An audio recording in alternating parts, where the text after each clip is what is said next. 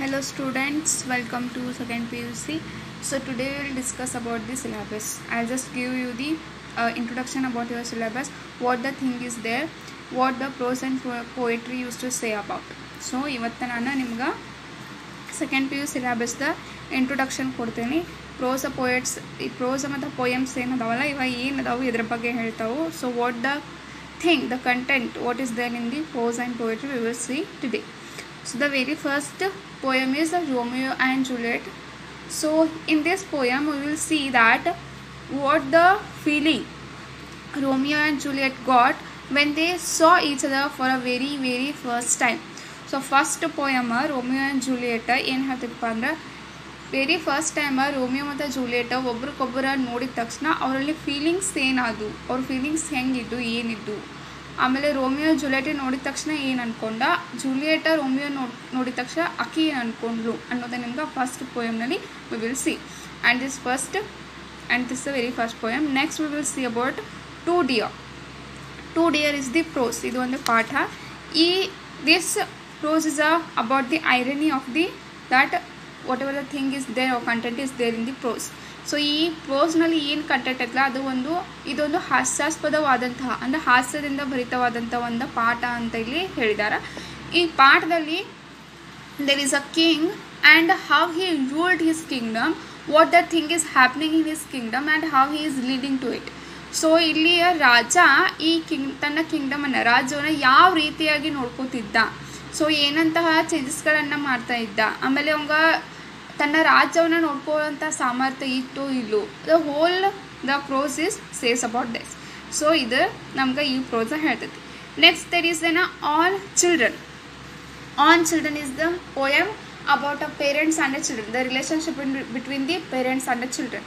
So ತಂದೆ ತಾಯಿ ಮತ್ತು ಮಕ್ಕಳ ನಡುವೆ ಯಾವ ರೀತಿಯಾದಂಥ ರಿಲೇಷನ್ಶಿಪ್ಗಳು ಇರ್ತಾವೆ, ತಂದೆ ತಾಯಿ ಮಕ್ಕಳಿಂದ ಏನು ಬಯಸ್ತಿರ್ತಾರೆ, ಆಮೇಲೆ ಮಕ್ಕಳ ತಮ್ಮ ಲೈಫ್ ಹೆಂಗಿರಬೇಕು. So it is all about that what the parents used to think about their children, about their life, about their goals, how they used to get set or in their career, what the thing, and what the actually children were thinking about their life. They were a life longing. So life longing in the sense what they were feeling about their life. So ಮಕ್ಕಳಿಗೆ ಏನಿರ್ತೈತಿ ತಮ್ಮದೇ ಆದಂಥ ವಿಚಾರಗಳು ಇರ್ತಾವೆ. ನಾನು ಹಿಂಗೆ ಇರ್ಬೇಕು ಲೈಫ್ನಲ್ಲಿ, ನಾನು ಇದ ಮಾಡಬೇಕು, ನಾನು ಹಿಂಗೆ ಇರಬೇಕು ಅಂತ ಹೇಳಿ. ಪೇರೆಂಟ್ಸ್ ಹೆಂಗಿರ್ತೈತಿ, ಮಕ್ಕಳು ಇದ ಮಾಡಬೇಕು, ಹಿಂಗೆ ಮಾಡಬೇಕು, ಇದೇ ಇರಬೇಕು, ಅಂದರೆ ಇದೇ ಕೆಲಸ ಮಾಡಬೇಕು, ಹಿಂಗೆ ಏನಾರ ಇರ್ತೈತಿ. ಸೊ ಪೇರೆಂಟ್ಸ್ ತಮ್ಮ ಮಕ್ಕಳ ಬಗ್ಗೆ ಏನು ವಿಚಾರ ಮಾಡ್ತಿರ್ತಾರೆ, ಆಮೇಲೆ ಮಕ್ಕಳು ಏನು ವಿಚಾರ ಮಾಡ್ತಿರ್ತಾರೆ. So this is all about the relationship between the parents and the children that we will seen on children. So next is the everything I need to know I learned in the forest. So here Vandana Shiva used to say about that environmentalism. So that is what she learned. So she here in this prose she used to say that a major ideals of a good life. So ಇಲ್ಲಿ ಏನು ಹೇಳ್ತಿದಾರಪ್ಪ ಅಂದರೆ ಇವರು ತಮ್ಮ ಲೈಫ್ನಲ್ಲಿ major good things ಅಂದರೆ ನಮ್ಮ ಲೈಫ್ನಲ್ಲಿ ಏನಂತ major things ಎಲ್ಲ ಆಗ್ತಿರ್ತಾವ, ಆ ಎಲ್ಲ ಥಿಂಗ್ಸನ್ನು ನನ್ನ ಲೈಫ್ನಲ್ಲಿ ನಾನು ಈ ಫಾರೆಸ್ಟ್ನಿಂದ, ಈ ಎನ್ವಿರಾನ್ಮೆಂಟ್ದಿಂದ ಕಲ್ತಿದ್ದೀನಿ ಅಂತ ಹೇಳಿ ಈ ಪ್ರೋಸ್ನಲ್ಲಿ ಅವ್ರು ನಮ್ಗೆ ಹೇಳ್ತಾ ಇದ್ದಾರೆ. So in this prose she use to say us that what she learned a major good things in her life, she just learned it from the forest, she just learned it from the environment. So she use to, so ಈ ಪಾಠದ ಮೂಲಕ ಅದನ್ನು ಅವ್ರು ನಮ್ಗೆ ಹೇಳ್ತಾರೆ. She use to say these things through this prose to us. Next there is the a sunny morning. A sunny morning is a prose. This says that ಇದೇನು ಹೇಳ್ತೈತಪ್ಪ ಅಂದ್ರೆ ಇಬ್ಬರ ಲವರ್ಸ್, ಯಂಗ್ ಏಜ್ನಾಗ ಲವರ್ಸ್ ಇರ್ತಾರೆ, ಅವ್ರ they use to love each other. So ಒಬ್ರಿಗೊಬ್ಬರನ್ನ ಇಷ್ಟಪಟ್ಟಿರ್ತಾರೆ.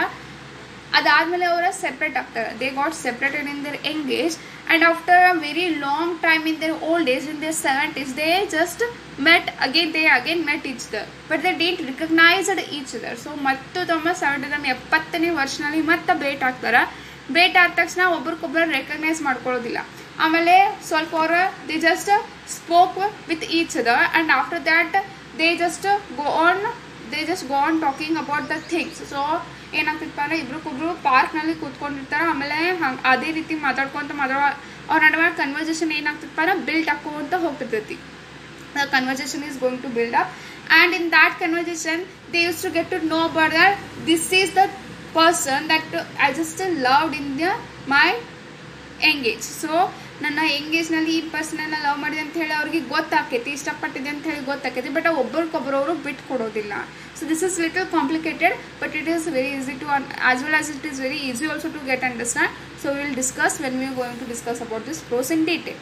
Next there is the when you are old. This is the poem, and this poem is to say that in this a poet that how he saw his beloved. So ಈ ತನ್ನ ಒಬ್ಬ ಏನು ಉಮನ್ನ ಈ poet ಏನು ಇಷ್ಟಪಟ್ಟಿರ್ತಾರಲ್ಲ, ಪ್ರೀತಿ ಮಾಡಿರ್ತಾರಲ್ಲ, so ಈ ಪ್ರೀತಿ ಮಾಡಿದ ತಕ್ಷಣ ಅವರು ಆ ಪರ್ಸನ್ಗೆ, ಆ ವುಮನ್ಗೆ ಏನು ಹೇಳ್ತಾ ಇದ್ದಾರಪ್ಪ ಅಂದ್ರೆ, every one loved your physical beauty, your outer beauty in your engage, but still ನೀನು ಎಂಗೇಜ್ನಲ್ಲಿ ಏನಪ್ಪ ಅಂದ್ರೆ ನೀನು ಎಲ್ಲರೂ ಫಿಸಿಕಲ್ ಬ್ಯೂಟಿ, ನಿನ್ನ ಔಟರ್ ಬ್ಯೂಟಿಯನ್ನು ಎಲ್ಲರೂ ಇಷ್ಟಪಟ್ಟಿರ್ತಾರೆ, ಬಟ್ ನಾನು ಹಾಗಲ್ಲ.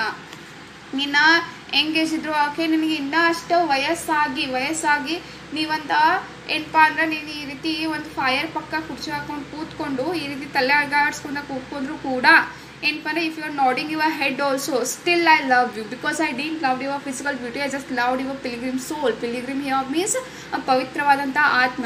ಎಲ್ಲರೂ ಏನಪ್ಪ ಅಂದ್ರೆ ನಿನ್ನ ಔಟರ್ ಬ್ಯೂಟಿಯನ್ನು ಇಷ್ಟಪಟ್ರೆ, ನಾನು ಏನು ಮಾಡಿನಪ್ಪ ಅಂದ್ರೆ ನಿನ್ನ ಪವಿತ್ರವಾದ ಆತ್ಮವನ್ನು ಇಷ್ಟಪಟ್ಟಿದ್ದೀನಿ. So here the poet is to said his beloved. So ತನ್ನ ಬಿಲೌಡ್ಗೆ ಇಲ್ಲಿ ಪೋಯೆಟ್ ಏನು ಮಾಡಿದಾರಪ್ಪ ಅಂದ್ರೆ ತನ್ನ ಪೋಯಮ್ ಥ್ರೂ ಅವರ ಯಾವ ರೀತಿಯಾಗಿ ಆ ವುಮನನ್ನು ಇಷ್ಟಪಟ್ಟಿದ್ದಾರೋ ಅನ್ನೋದನ್ನು ಇಲ್ಲಿ ಹೇಳಿದ್ದಾರೆ. Next there is the gardener. So here in the gardener there were two characters. The main two characters, those were the Tammana and Basavaya. They have a very huge and a high kind of a rivalry between each other. So ಇಲ್ಲಿ ತಮ್ಮಣ್ಣ ಮತ್ತು ಬಸವಯ್ಯ ಅನ್ನೋ main 2 character ಬರ್ತಾವೆ. ಈ main 2 ಕ್ಯಾರೆಕ್ಟರ್ನಲ್ಲಿ ಏನಾಗಿರ್ತೈತಪ್ಪ, ಇನ್ನೂ characters ಇದಾವೆ. Plantation owner ಮತ್ತು plantation owner wife, ಇವು ಏನಪ್ಪ ಅಂದ್ರೆ 4 ಮೇಜರ್ ಕ್ಯಾರೆಕ್ಟರ್ ಬರ್ತಾವೆ. ಇನ್ ದಾಟ್ 2 ಮೇನ್ ಕ್ಯಾರೆಕ್ಟರ್ಸ್ ಅಥವಾ ಮೇಜರ್ ಕ್ಯಾರೆಕ್ಟರ್ಸ್ ಅಂತ ಹೇಳ್ಬೋದು. ಅದು ತಮ್ಮಣ್ಣ ಆ್ಯಂಡ್ ಬಸವಯ್ಯ. ಇವರಿಬ್ಬರು ನಡುವೆ ಭಾಳ ಅಂತ ಏನಾಗಿರ್ತಂದ್ರೆ ಶತ್ರುತ್ವ ಇರ್ತೈತಿ. Due to this rivalry how they just destroyed their lives.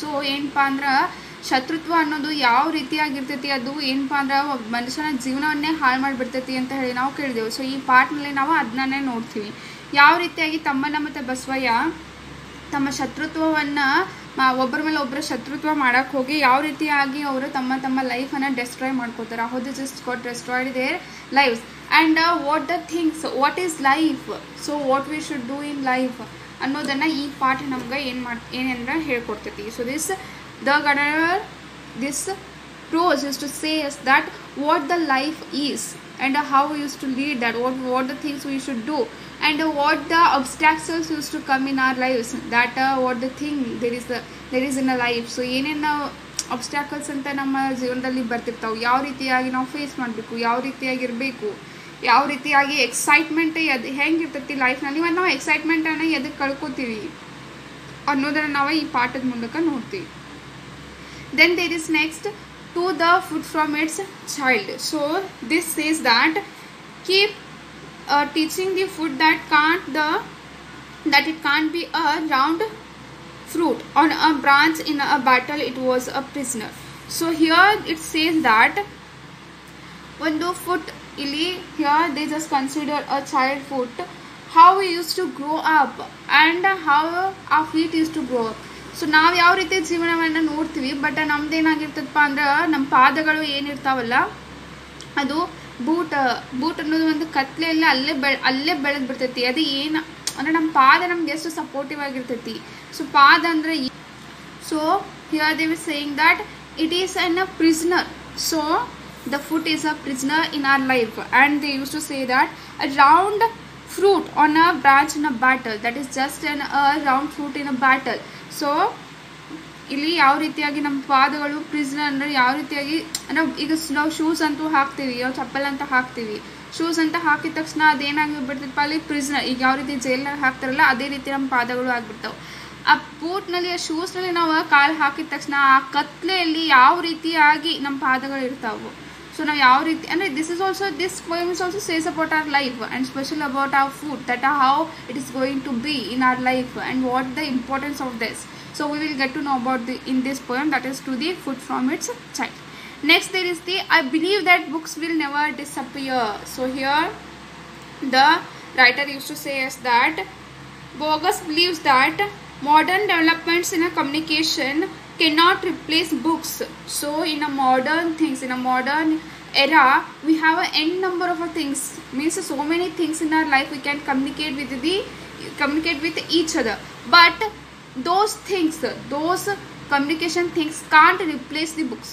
So ಅವೆಲ್ಲ ಏನು ಮಾಡೋಕ್ಕಾಗಂಗಪ್ಪ ಅಂದ್ರೆ ಬುಕ್ಸನ್ನು ರಿಪ್ಲೇಸ್ ಮಾಡೋಕ್ಕಾಗಲ್ಲ. ಇಂಥ ಮಾಡರ್ನ್ ಯುಗದಲ್ಲಿ ನಮ್ಗೆ ಮತ್ತು ಒಬ್ಬರ ಜೊತೆ ಏನಪ್ಪ ಅಂದ್ರೆ ಕಮ್ಯುನಿಕೇಟ್ ಮಾಡಬೇಕಾದ್ರೆ ಭಾಳಷ್ಟು ವಸ್ತುಗಳು, ಭಾಳಷ್ಟು ಥಿಂಗ್ಸ್ ಅದಾವಲ್ಲ. ಫೋನ್ ಇರ್ಬೋದು, ಲೆಟರ್ ಇರ್ಬೋದು, ಆಮೇಲೆ ಪೇಜರ್ ಇರ್ಬೋದು. ಸೊ ಇವೆಲ್ಲ ಇದು.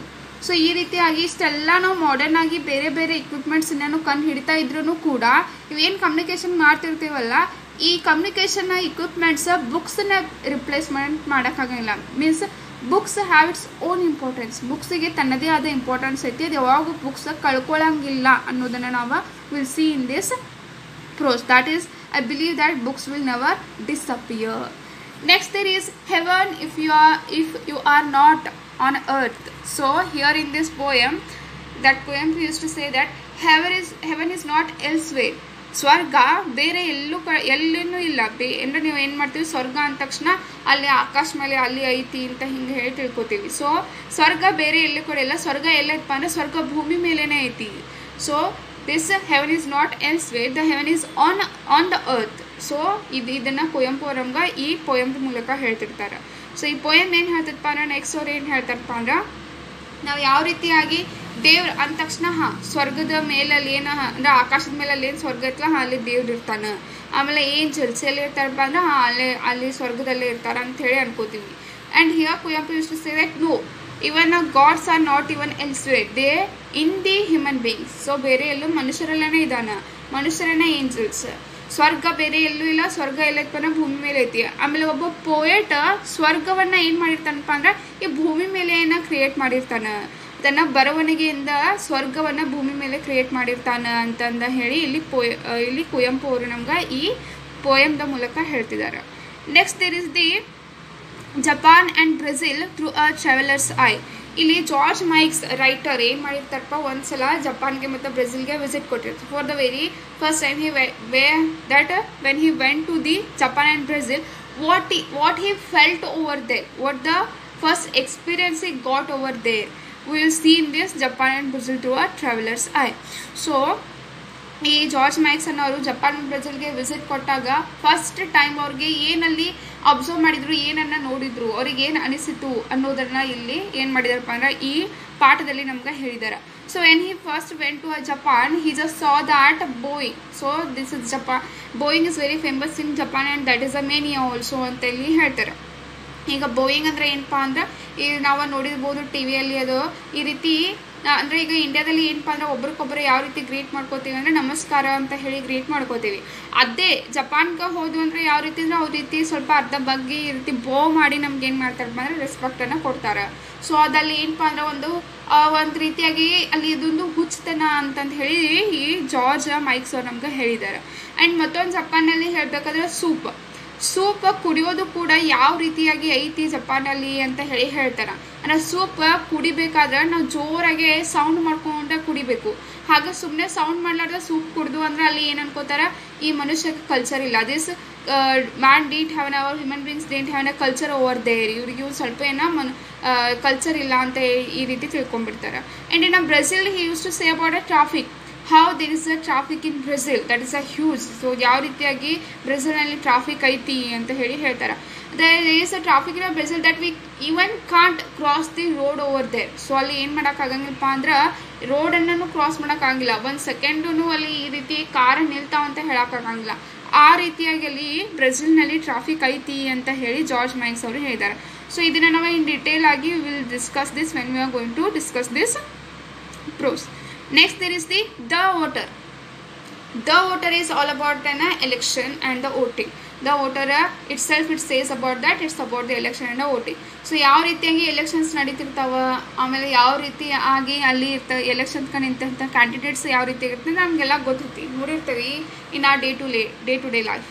ಸೊ ನಮ್ಮಲ್ಲಿ ಯಾವಾಗ ಎಲೆಕ್ಷನ್ ಕಂಡಕ್ಟ್ ಆಗ್ತಿಲ್ಲ ಅದನ್ನು ನಮ್ಮ ಲೈಫಲ್ಲಿ ನಾವು ನೋಡಿರ್ತೀವಿ. ಆಮೇಲೆ ಯಾವ ರೀತಿಯಾಗಿ ಪೊಲಿಟಿಷಿಯನ್ಸ್ ಇರ್ತಾರೆ ಅಂತಂದರೆ ನಾವನ್ನ ನೋಡಿರ್ತೀವಿ. ಅದೇ ರೀತಿಯಾಗಿ ದ ವೋಟರ್ನಲ್ಲಿಯೂ ಕೂಡ ಎಲೆಕ್ಷನ್ ನಡಿಬೇಕಾದ್ರೆ ಆ ಎಲೆಕ್ಷನ್ ಹಿಂದಿನ ದಿವಸ ಏನು ನಡೆಯತ್ತಿತ್ತು, ಎಲೆಕ್ಷನ್ ದಿವಸ ಏನಾಗೋದಿತ್ತು ಅಂತ ಹೇಳಿ ಹೇಳ್ತಾರೆ. ಇಲ್ಲಿ ಯಾವ ರೀತಿಯಾಗಿ ಎಲೆಕ್ಷನ್ಸ್ ನಡಕತ್ತು ಅಂದ್ರೆ ಪೊಲಿಟಿಷಿಯನ್ಸ್ ಏನು ಮಾಡ್ತಾರಪ್ಪ ಅಂದ್ರೆ ಓಟ ಹಾಕೋದೇ ಹಿಂದಿನ ದಿನಾನೇ ಏನು ಮಾಡಿರ್ತಾರಪ್ಪ ಅಂದ್ರೆ ರೊಕ್ಕ ಹಂಚಕ್ಕೆ ಸ್ಟಾರ್ಟ್ ಮಾಡಿರ್ತಾರೆ. ಅದೇ ರೀತಿಯಾಗಿ ಈ ದ ವೋಟರ್ನಲ್ಲಿ ಕೂಡ ನಡೀತಿರ್ತೈತಿ. ಇದನ್ನು ಅವ್ರು ಏನು ಮಾಡಿದಾರಪ್ಪ ಅಂದರೆ ಇನ್ ಡಿಟೇಲ್ ಆಗಿ ಹೇಳಿದ್ದಾರೆ. That we will discuss when will discuss this the voter. Next there is the where there is a wheel. This is about the cycles. ಇದು ತಮಿಳುನಾಡಿನ ಪುದುಕೋಟೆ ಅನ್ನೋ ಡಿಸ್ಟಿಕ್ನಲ್ಲಿ ಏನಾಗಿರ್ತೈತಪ್ಪ ಅಂದ್ರೆ ಸೈಕಲ್ ಅನ್ನೋದು ಯಾವ ರೀತಿ ಮಹಿಳೆಯರಿಗೆ ವುಮೆನ್ಗೆ ಫ್ರೀಡಮನ್ನು, ಇಂಡಿಪೆಂಡೆನ್ಸನ್ನು, ಸ್ವಾತಂತ್ರ್ಯವನ್ನು ಯಾವ ರೀತಿಯಾಗಿ ತಂದು ಕೊಟ್ಟಿತ್ತು ಅನ್ನೋದನ್ನು ನಾವು ಈ ಪ್ರೋಸ್ನಲ್ಲಿ ನೋಡ್ತೀವಿ. How a cycle brought a freedom, a independence to a woman. We will see that in the prose, that is where there is a wheel. Then there is next is the water. This poem used to say about that the water story tells about the caste discrimination in a villages of India. So ಇಂಡಿಯಾದ ವಿಲೇಜಸ್ನಲ್ಲಿ cost discrimination ಯಾವ ರೀತಿಯಾಗಿ ಆಗ್ತಿರ್ತೈತಿ ಅನ್ನೋದನ್ನು ನಾವು ಈ ವಾಟರ್ನಲ್ಲಿ ನೋಡ್ತೇವೆ. So in that the poet remembers Har childhood days when they were not allowed to take water in the nearby well. So ಇಲ್ಲಿ ಇರ್ತಕ್ಕಂಥ ಪೋಯೆಟಸ್ ಈ ಪೋಯಮನ್ನು ಯಾರು ಬರೆದಾರಲ್ಲ ಅವರ ಏನಪ್ಪ ಅಂದ್ರೆ ಇಲ್ಲಿ ರೈಟರ್ ಏನು ಹೇಳ್ತಾ ಇದ್ದಾರಪ್ಪ ಅಂದ್ರೆ ಅವರ ಚೈಲ್ಡ್ಹುಡ್ ಡೇಸ್ನಲ್ಲಿ ಈ ಕಾಸ್ಟಿಸಮ್ಗೋಸ್ಕರ ಅವ್ರಿಗೆ ಅಲ್ಲಿ ಬಾವಿಯಲ್ಲಿ ನೀರು ಸುದ ತೊಗೊಳಕ್ಕೆ ಕೊಡ್ತಿರ್ಲಿಲ್ಲ ಅಂತ. So what she felt in Har childhood at that time, how she just went through that casteism and discrimination.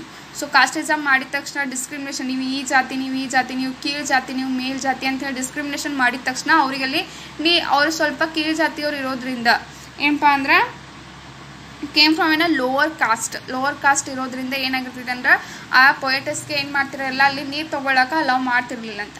So what she felt in Har childhood, what she was means how her experience in that way. So we will see that in the water, means in a water. So this is your overall syllabus about the second PUC, that is till Romeo Juliet to water. So this is just an introduction, don't think that too much. ಈಗ just ಆ ರೀತಿ ಭಾಳ ಡೀಪಾಗಿ ತೊಗೊಳಕ್ಕೆ ಹೋಗ್ಬೇಡ್ರಿ. This is just an introduction. So we will discuss this one by one in detail when we are going to start the syllabus. Thank you.